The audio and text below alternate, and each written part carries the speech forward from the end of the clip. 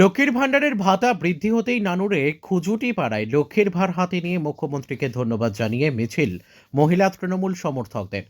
রাজ্য বাজেটে লক্ষ্মীর ভাণ্ডার সহ বিভিন্ন প্রকল্পের ভাতা বৃদ্ধি পাওয়ায় মুখ্যমন্ত্রী মমতা বন্দ্যোপাধ্যায়কে ধন্যবাদ জানিয়ে নানুর ব্লক মহিলা ও যুব তৃণমূল কংগ্রেসের ডাকে শনিবার বিকেলে নানুরের খুজুটি পাড়ায় লক্ষ্মীর ভাণ্ডারের ভার হাতে নিয়ে বিশেষ পদযাত্রা ও পথসভার আয়োজন করলেন মহিলা তৃণমূল কংগ্রেসের কর্মী সমর্থকরা। পদযাত্রায় সমস্ত মহিলা তৃণমূল কর্মী সমর্থকদের সাথে উপস্থিত হয়েছিলেন জেলা পরিষদের সভাধিপতি কাজল শেখ। এছাড়াও উপস্থিত ছিলেন নানুর ব্লক তৃণমূল কংগ্রেসের সভাপতি সুব্রত ভট্টাচার্য, পঞ্চায়েত সমিতির সভাপতি কৃষ্ণ গোপাল মাঝি, জেলা পরিষদের সদস্য রেখা থান্ডার সহ অন্যান্যরা। পথসভা থেকে সভাধিপতি কাজল শেখ বক্তব্য রাখতে গিয়ে বলেন, মুখ্যমন্ত্রী মমতা বন্দ্যোপাধ্যায় যেভাবে একের পর এক উন্নয়নের সাথে এগিয়ে চলেছেন তা বিজেপি শাসিত রাজ্যে গেলে বাংলার মতো উন্নয়ন দেখতে পাবেন না। ফের লক্ষ্মীর ভাণ্ডার সহ আশা কর্মী এবং সিভিক ভলেন্টিয়ারদের ভাতা বৃদ্ধি হওয়ায় মুখ্যমন্ত্রী মমতা বন্দ্যোপাধ্যায় ও অভিষেক বন্দ্যোপাধ্যায়কে অসংখ্য ধন্যবাদ। সভা শেষে সাংবাদিকদের মুখোমুখি হয়ে কাজল শেখ অনুব্রত মণ্ডলের বিধায়ক, সাংসদ ও সভাধিপতি হতে চাই না মন্তব্য প্রসঙ্গে বলেন, তিনি ভালো কথাই বলেছেন। দল যাকে যা দায়িত্ব দেবে সে সেই দায়িত্বই পালন করবে। দল যদি কন্টেস্ট করতে বলে তবে এবং আমার মধ্যে সৎসাহস থাকে তবেই আমি কন্টেস্ট করব। সেক্ষেত্রে দলের সৈনিক হিসেবে থাকাই ভালো। নানুর থেকে শুভদীপ গুইয়ের রিপোর্ট, বিগ নিউজ বাংলা। লক্ষ্মীর ভাণ্ডার বৃদ্ধি হয়েছে, তার জন্য লক্ষ্মীর ভাণ্ডার মায়েরা সমবেত হয়েছে। তারা আমাকে আমন্ত্রণ জানিয়েছিল, আমার ব্লক প্রেসিডেন্টকে আমন্ত্রণ জানিয়েছে, পঞ্চায়েত সমিতির সভাপতিকে আমন্ত্রণ জানিয়েছে, আমরা এসেছি। আমাদের নানুর মহিলা নেত্রী এবং নানুর ব্লকের যুব সভাপতি তাদের তত্ত্বাবধানে মহিলাদের যে ডাক দিয়েছিল সেই মহিলারা মায়েরা দেখতে পাচ্ছেন প্রায় 10 থেকে 15,000 মায়েরা এখানে সমবেত হয়েছে মাত্র 4টি অঞ্চলে। যদি এরা 11টা অঞ্চলে ডাক দিত তা আমার মনে হয় এখানে 20 থেকে 25,000 মহিলা কমসে কম সমবেত হবে।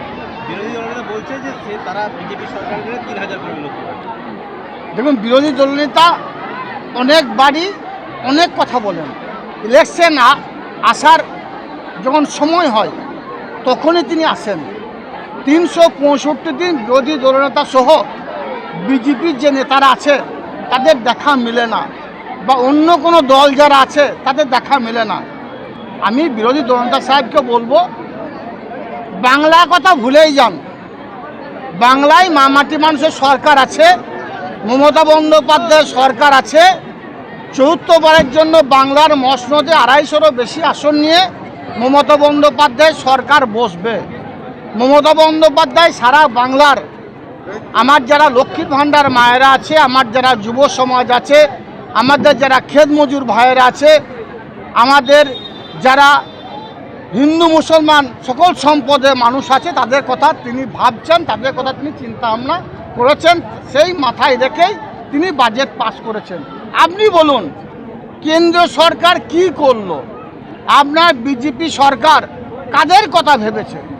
বিজেপি সরকার ভেবেছে যারা পুঁজিপতি তাদের কথা ভেবেছে।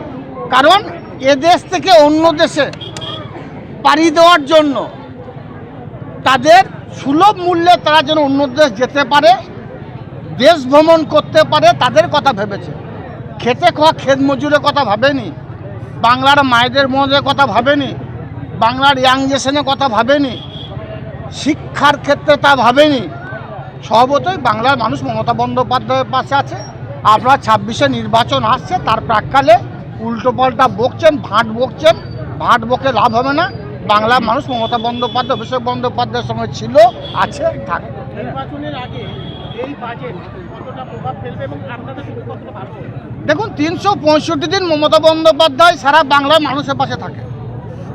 নির্বাচনের আগে বাজেট না হয়ে যদি আরও 6 মাস আগে হতো, আমার মনে হয় মাননীয় মুখ্যমন্ত্রী মাননীয় মমতা বন্দ্যোপাধ্যায় এই ধরনের বাজেট তিনি পাস করতেন।